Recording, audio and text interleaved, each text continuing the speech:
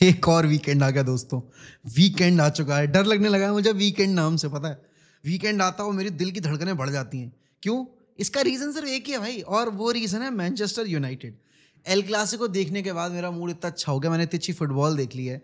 ऐसे ही champions league के games देखने के बाद मेरा मूड इतना अच्छा था कि मैं बहुत ओवर जॉयड था, ओवर पावर्ड हो गया था। वहाँ पर भावनाओं में बह के मैंने बोला था कि नहीं भाई, मैं बैट कर लगा सकता हूँ यहाँ पे कि आपके एरिटन है कि ये यूनाइटेड बीट कर देगी जोसे मोरिनियो को। बट वो हो ना सका, हम अपनी औकात पे आ गए। औकात मतलब इन द सेंस वो नहीं, बट यार आज वेस्ट हैम के अगेंस्ट मुकाबला है हमारा।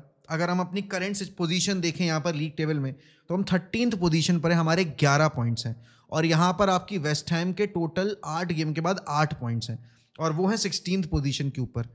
अब देखो, अगर आज का मैच हम जीतेंगे तो हम यहाँ पर आपकी न्यूकासल को सरपास कर सकते हैं। अगर न्यूकासल पॉइंट्स ड्रॉप करती है चेल्सी के अगेंस्ट, बेस्ट पॉसिबल रिजल्ट हमारे लिए यही होगा कि चेल्सी और न्यूकासल दोनों अपने अपने जो मतलब उनका जो मैच है वो ड्रॉ हो जाए, और वहाँ पर दोनों पॉइंट्स जो हैं, दोनों टीम्स हैं वो पॉइंट्स ड्रॉप कर दें।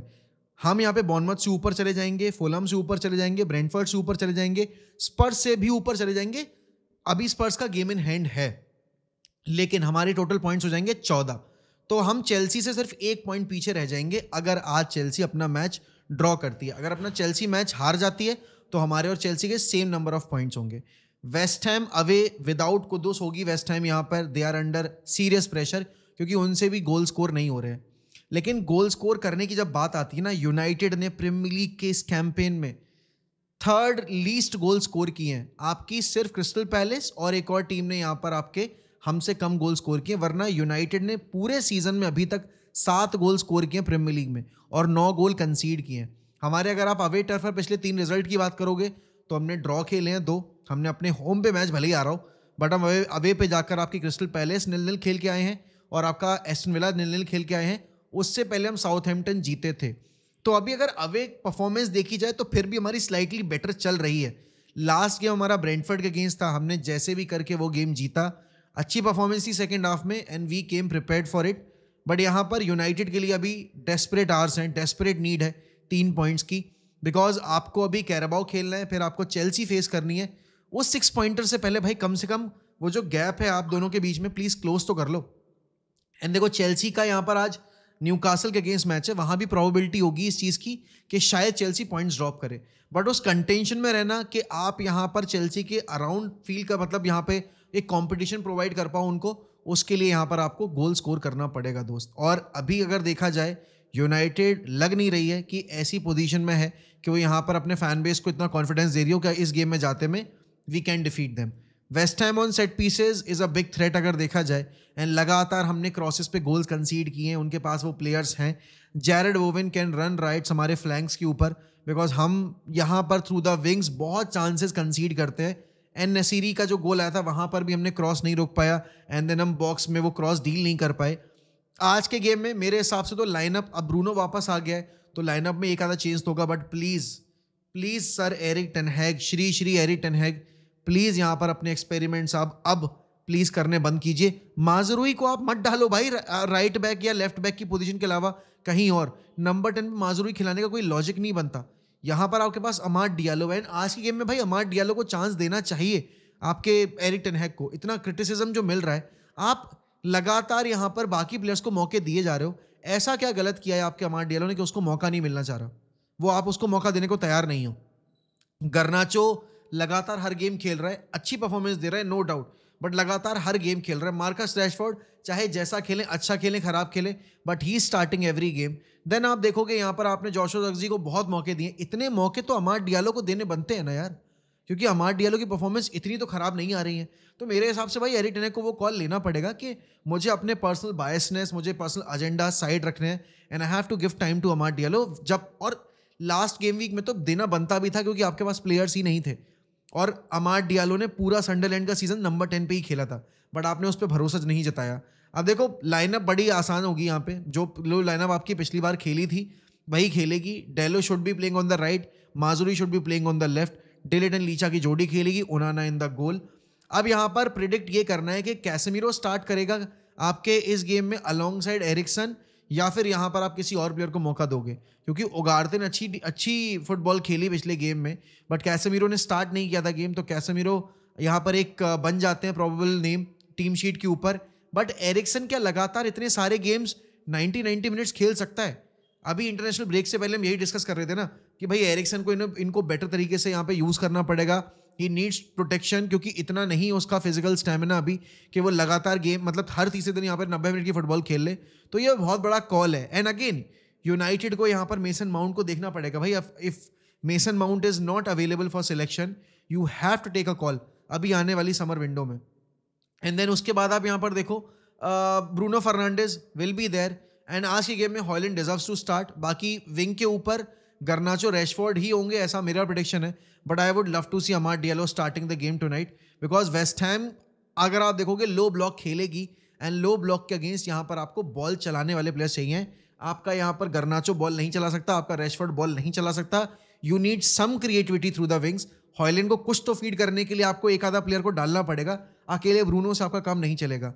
आई really want Amad Diallo to be there in the starting 11, but I have got very little hopes of happening, क्योंकि नहीं करता टेन हैग भाई। उसका क्यों जो भी रीजन है ना करने का, I don't know why he does it, but he doesn't trust यहाँ पर आपके प्लेयर्स, यहाँ पर अमाड डियालो जैसे, तो which is very sad to see. But again यहाँ पर अगर बात की जाए हमारे बाकी चीज़ जो चल रही है अभी क्लब में, कल आपने रिपोर्ट्स पढ़ी ही होंगी कि यार यूनाइटेड बोर्ड ने यहाँ पर कॉस्ट कटिंग के नाम पे मैन सिटी को अप्रोच किया कि हमारे बैलन डॉर सेरेमनी में गर्नाचो और आपके कोबी मेनो जाने वाले वो गोल्डन बॉय अवार्ड के लिए, तो क्या आप हमारे प्लेयर्स को ले जा पाओगे? तो मैन सिटी ने पोलाइटली रिफ्यूज कर दिया। राइटली सो, क्यों ले जाएंगे भाई, वो क्यों ले जाएंगे? उनकी रिस्पॉन्सिबिलिटी नहीं है ना। When Ineos arrived everybody thought यार this will, you know, this move will change the face of the club and this and that, but in the name of cost cutting वो इतने ज़्यादा desperately ऐसी decision making कर रहे हैं और इतनी ह्यूमिलिएटिंग है ये चीज़।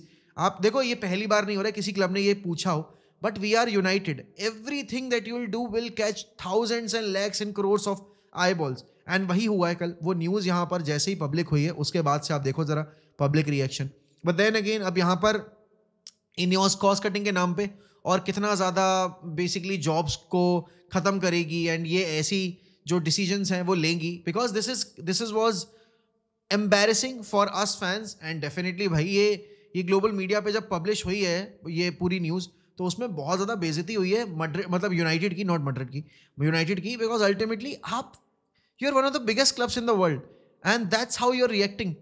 तो दिस इज़ हाईली अनएक्सेप्टेबल। देखो मैच की अगर बात करूँ मैं वापस से, मेरी एक्सपेक्टेशन है कि यार हम बस जीत जाएं, हम चाहे अच्छा खेल के जीतें, हम चाहे बुरा खेल के जीतें, आई वोंट माइंड। मैं हर गेम वीक में यही बोल रहा हूँ भाई, I just need our team to win the game.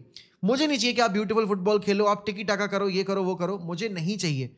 Just get me those 3 points. आप अगर फेनेरबाचे के अगेंस्ट भी गंदी फुटबॉल खेलकर 3 पॉइंट्स देते थे मुझे, I would have accepted that. आपने जो ब्रेंटफोर्ड के अगेंस्ट फुटबॉल खेली है, I expect that from your end कि आप लगातार ये करोगे, but you are not able to do that. And again अगर मैं वापस से बात बोलूँ तो मैनचेस्टर यूनाइटेड इस टाइम पे अपने लोएस्ट फेज में चल रही है।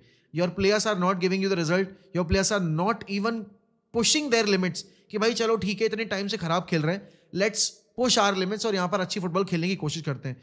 Bruno has to take responsibility because Onana has taken responsibility, Dalot has to pull up his socks, de Ligt and Licha has to pull up their socks, midfield में Casemiro needs to pull up his socks.